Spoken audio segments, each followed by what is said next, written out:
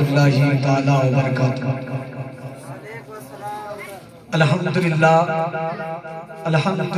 نحمدہ ونستعینہ ونستغفرہ ونؤمن بہ ونتوکل علیہ ونعوذ باللہ من شرور انفسنا ومن سیئات اعمالنا من یہد اللہ فلا مضل له ومن یضلل فلا ہادی له ونشهد ان لا الہ الا اللہ واشهد ان محمدا عبدہ ورسولہ انک لعلی خلق عظیم صدق اللہ مولانا العظیم وصدق رسولہ النبی الامین المتین الکریم ونحن علی ذلک لمن الشاہدین والشاکرین والحمدللہ رب العالمین۔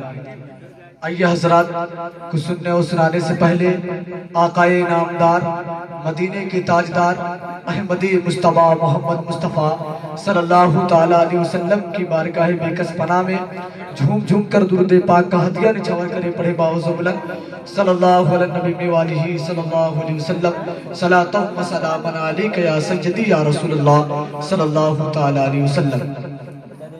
حضرات، بس میں آپ کا کچھ منٹ کے لیے میں یہاں حاضر ہوا ہوں۔ ابھی آپ کو بہت عمدہ خطاب سماعت فرمانا ہے۔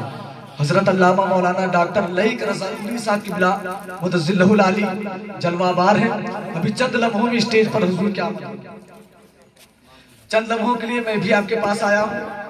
آپ زندہ دلی کا ثبوت دیتے رہیں انشاءاللہ العزیز۔ حضرات، یہ جو مہینہ چل رہا ہے یہ بہت ہی عظیم اور بابرکت والا مہینہ ہے، بے شک، اس لیے کہ اس مہینے میں ہمارے آقائے نامدار مدینے کے تاجدار احمد مصطفیٰ محمد مصطفیٰ صلی اللہ تعالیٰ علیہ وسلم اس مہینے میں تشریف فرما ہوئے۔ بے شک، سبحان اللہ۔ آپ کی آمد ہوئی۔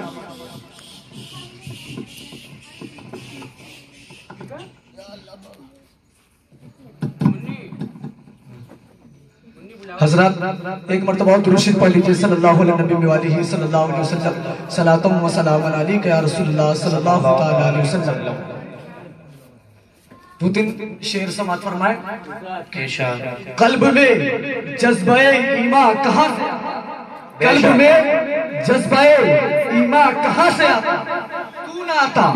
تو نہ آتا تو یہ قرآن کہاں سے آتا؟ بے شک، تو نہ آتا تو یہ قرآن کہاں سے آتا؟ ہے خدائے یہ اعلان کہاں سے آتا؟ ہے خدا ایک یہ اعلان کہاں سے آتا؟ یعنی بت خانوں میں طوفان یعنی بت خانوں میں طوفان کہاں سے آتا؟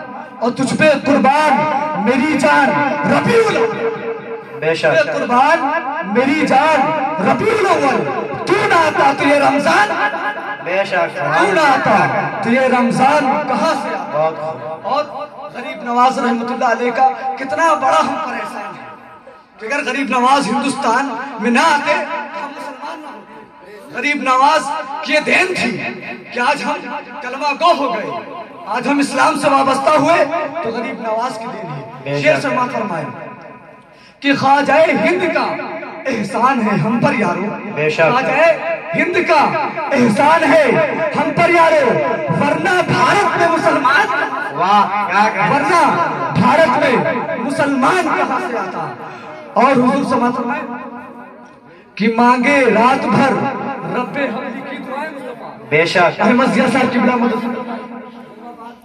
موجود ہے، حضور کی توجہ چاہتا ہوں کہ مانگے رات بھر رب حمدی کی دعائیں مصطفیٰ، بے شک، ہم کریں آرام تکلیفیں اٹھائیں مصطفیٰ، بے شک، ہم کریں آرام تکلیفیں اٹھائیں مصطفیٰ۔ بات تخلیق دو عالم خالق کل نے کہا، بات تخلیق دو عالم خالق کل نے کہا، ہم نے تو دنیا بنا دی اب چلائیں، سبحان ہم نے تو دنیا بنا دی، ہم نے تو دنیا بنا دی اب چلائیں۔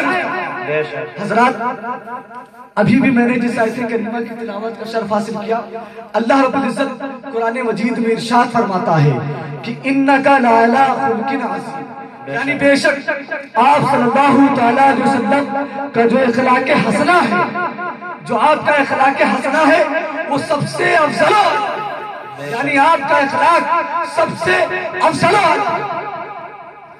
میرے پیارے، اب آئیے دیکھا جائے کہ آقا کریم صلی اللہ علیہ وسلم کے اخلاق حسنہ کیسا تھا۔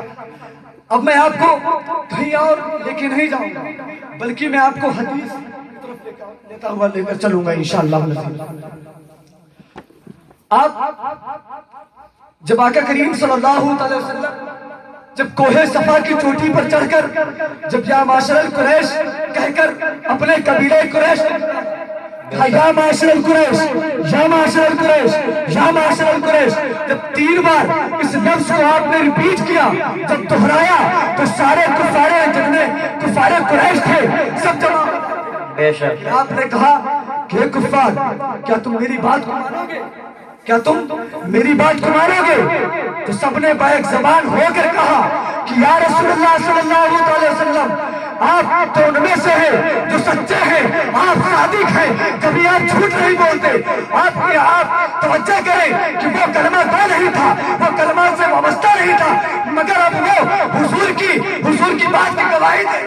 بے شک سبحان اللہ، ایسے ہیں کہ کبھی جھوٹ نہیں بولتے۔ بے شک کریم صلی اللہ علیہ وسلم نے کہا کہ کفار قریش، تو میں تم سے یہ کہوں کہ اس پہاڑ کے پیچھے ایک لشکر چھپا ہوا ہے جو تم پر حملہ کرنے والا ہے، کیا تم میری بات کو مانو گے؟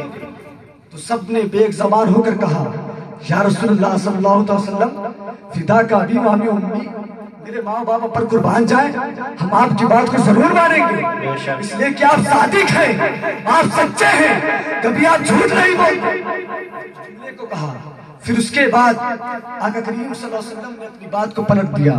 اس کے بعد آپ نے کہا کہ کفار قریش، اگر میں تم سے یہ کہوں کہ تم لوگ ایمان لے آؤ، اور اگر تم لوگ ایمان نہ لاؤ گے تو تم لوگوں پر اللہ تبارک و تعالیٰ کا عذاب الہی نازل ہو جائے۔ بے شک جب اس جملے کو سنا، اسی مجمع میں آپ کا چچا ابو لہب بھی تھا، ابو جہل بھی تھا، اس نے بیک زبان ہو کر کھڑا ہو گیا، کہا اے میرے بھائی، یہ کفار قریش سن لو، یہ تو محمد ہے، یہ تو وحدہ لا شریک کی گواہی دیتے ہیں، تم ان کی بات کو ہرگز نہ ماننا، اس لیے کہ یہ چاہتے ہیں کہ تم لات و عزا کی عبادت کرنا چھوڑ دو، تم صرف اور صرف وحدہ لا شریک کی عبادت کرنا۔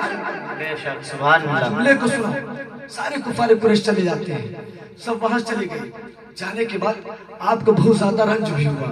آقا کریم صلی اللہ علیہ وسلم پھر اپنے حجرے مبارکہ میں تشریف لے جاتے ہیں۔ پھر اس کے بعد اللہ تبارک و تعالیٰ نے قرآن مجید کی آیت کریمہ نازل فرمائی کہ فَاسْتَعْ بِمَا تُؤْمَرُ، کہ محبوب اب آپ جو اعلان نبوت فرما رہے تھے، اب آپ کھلم کھلا طور پر اعلان نبوت، بے شک تو آپ نے اعلان نبوت کو شروع کر دیا۔ جیسے ہی آپ اسلام کی تبلیغ کرنے کے لیے نکلتے تو وہ کفار قریش جو ابھی آپ کو صادق مانتے تھے، اب وہی کفار قریش آپ پر کوڑا برساتے، کبھی آپ کو پتھر سے مارتے، کبھی آپ پر گندگیوں کا غبار پھینک دیا کرتے تھے۔ مگر میرے پیارے، قربان جائیے اس ربیع الاول والے آقا پر، ہمارے آقا پر، ہمارے آقا علیہ السلام کہ جب کوئی مانتا تھا تو آپ اس سے افتخار کرتے، بے شک اس سے محبت سے پیش آتے تھے اور اخلاق من سے پیش آتے تھے۔ بے شک یہاں تک کہ بس نہ چلا، جب آقا کریم صلی اللہ تعالیٰ علیہ وسلم جب کفار کا میلہ لگتا، اس میلے میں آپ جاتے، جانے کے بعد قرآن شریف کی تلاوت کرتے اور اس کا ترجمہ بتا کر لوگوں کو اسلام کی تبلیغ بتاتے، بے شک طریقہ بتاتے تھے کہ اسلام ہے کیا، اسلام کس چیز کا نام ہے، اس کی تبلیغ دیا کرتے تھے۔ تو ابو جہل جب دیکھتا کہ آقا کریم صلی اللہ علیہ وسلم لوگوں کے درمیان تبلیغ کر رہے ہیں تو فوراً ادھر سے آتا، کہتا اے لوگوں اس کے باتوں میں مت آنا، یہ تو جھوٹ بولتا ہے، یہ صرف اور صرف یہی چاہتا ہے کہ تم لات و عزا کی عبادت کرنا چھوڑ دو اور تم صرف وحدہ لا شریک کی عبادت کرو۔ ان کا مقصد یہ ہے۔ کفار قریش نے آپ کو طرح طرح کی تکلیفیں دی، آپ کو قتل تو نہیں کر سکے لیکن ہر طریقے سے آپ پر ایسا سانیوں کا ظلم و ستم کا پہاڑ توڑنے سے۔ وہی کفار قریش جب آقا کریم صلی اللہ علیہ وسلم جب آپ نماز پڑھ رہے تھے، آپ نماز کی حالت میں تھے، تو اتنے ہی میں جب ابو جہل نے دیکھا تو اس نے اعلان کیا کہ تم میں سے کوئی ایسا مرد ہے جو آل فلاح کی متھلی کو لے کر آئے، اور آقا کریم صلی اللہ علیہ وسلم نماز پڑھ رہے ہیں، ان کی پشت انور پہ رکھ دو۔ جملے کو سنا تو عقبہ بن ابی معیط جو سب سے بڑا کافر تھا، وہ کھڑا ہو گیا. اس نے کہا کہ یا رسول، اس نے کہا یہ میرے مالک، یہ میرے سردار، یہ کام میں کروں گا، کیا تم مجھے انعام دو گے؟ اس نے کہا کہ میں تمہیں انعام دوں گا. جب اس جملے کو سنا تو فوراً دوڑ جاتا ہے.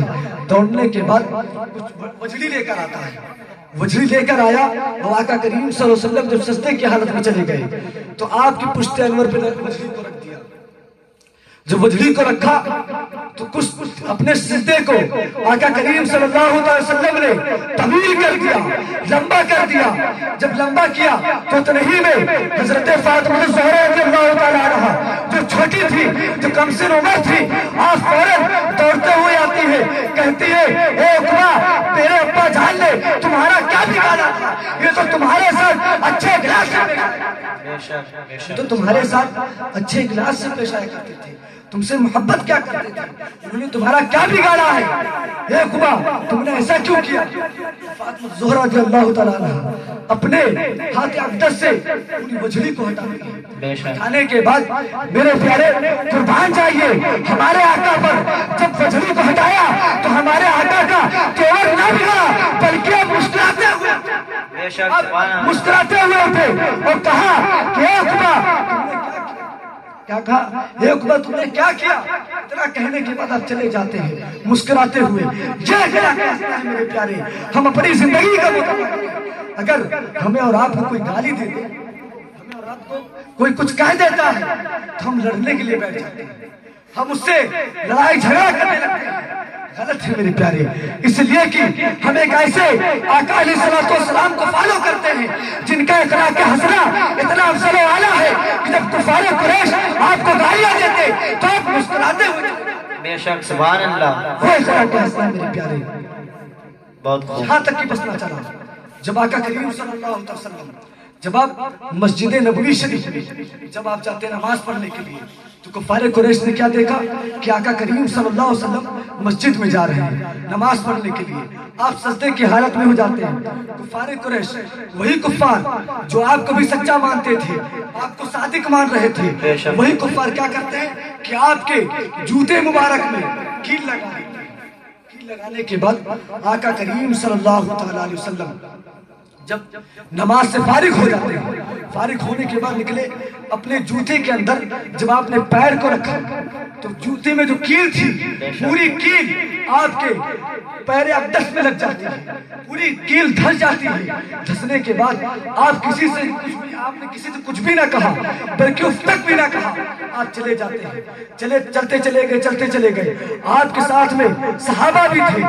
آپ کس نے کسی سے کچھ بھی نہ کہا بلکہ کچھ دیر کے بعد جب حضرت ابوبکر صدیق رضی اللہ تعالیٰ عنہ جب نظر حضور کے پیر اقدس پہ پڑتی ہے، آپ کے پیر پہ پڑتی ہے، جب آپ نے دیکھا کہ حضور کے جوتے میں خون بھر گیا ہے تو آپ نے کہا فداک ابی و ابی امی، یا رسول اللہ صلی اللہ علیہ وسلم کیا ماجرا ہے، کیا معاملہ ہے، آپ مجھ سے کیا چھپا لے یا رسول اللہ، آپ کے جوتے میں خون کیا کہا؟ آپ کے جوتے میں خون کہاں سے آ گیا یا رسول اللہ؟ صدیق اکبر مچل جاتے ہیں. مچلنے کے بعد آپ نے بہت پیارا جملہ کہا، کہے صدیق اکبر کچھ نہیں ہے، چلتے چلے چلو، آپ نے کچھ بھی نہیں ہے، پریشان نہ ہو صدیق اکبر، ہلکا پھلکا کر دیں. صدیق اکبر رضی اللہ تعالیٰ عنہ پھر چلتے چلے آتے ہیں آپ کے ساتھ میں. کچھ دور کے جانے کے بعد پھر صدیق اکبر رضی اللہ تعالیٰ عنہ کی نظر جب پھر پیر پہ پڑی تو آپ نے